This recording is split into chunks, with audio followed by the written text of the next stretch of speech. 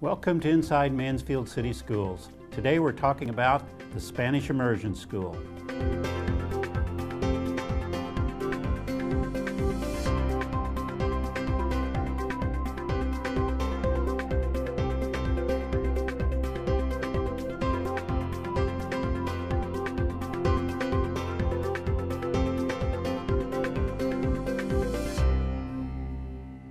Hello everyone, we're glad you're with us today on Inside Mansfield City Schools. I'm Larry Gibbs.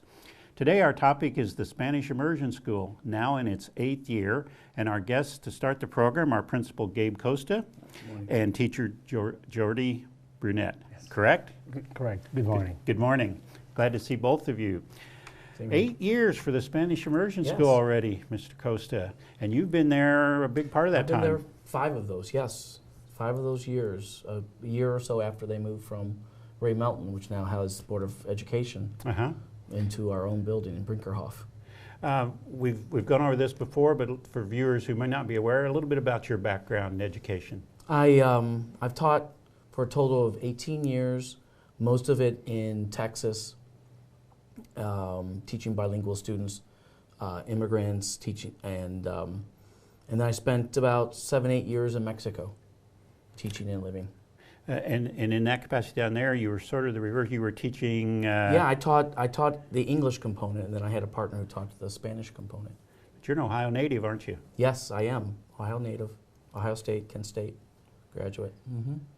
Mr. Brunet, a native of Spain, correct? Yes, I'm from Barcelona. From Barcelona. Mm-hmm. A little bit about your background in education. I was teaching in Spain like for 4 years before I moved to Switzerland, and I taught there some English for foreigners, Spanish and Italian. And then I got the job opportunity here. I applied for the program. It's a program, and I was lucky. I got the job, and here I am. And you're enjoying it? I'm loving it. And you, the upper grades there, the 4th, 5th, and 6th grade, yes. You were telling me earlier some blended classes? Yes, we have like in the morning like a blended class, 4th, 5th, and 6th graders. They are together. So we need to like cover all these standards. So we are just making a lot of differentiation, and we are covering math and science. And then after lunch, there's a break lunch, and then we like switch classes, and I get the 4th graders, and we do the same math and science. That's a full day, isn't it? It is, indeed.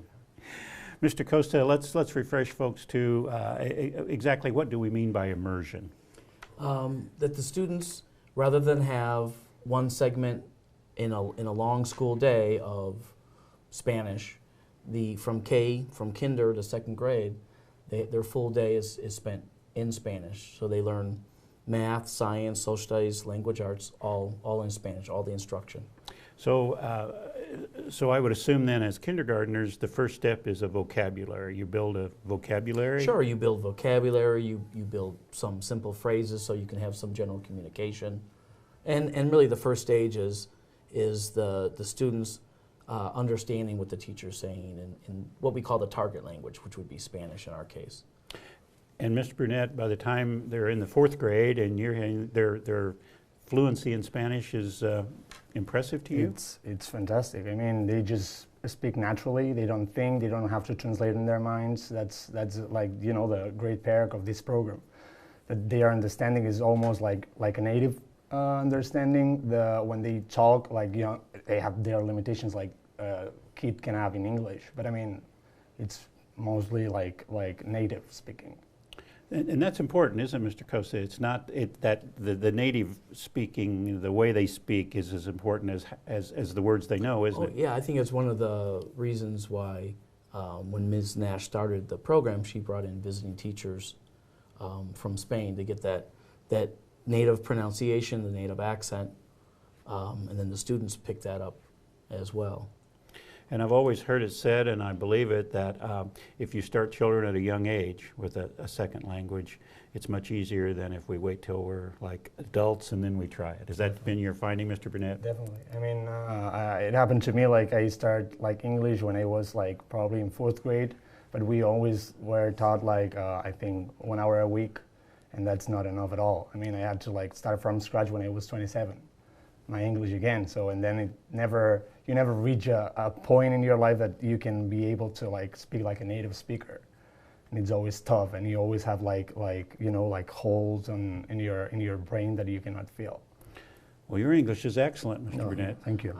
I think Mr. Brunet's an outlier. I think when you're young, preschool, elementary age, it's very easy. The brain is much more flexible and can be wired very easily.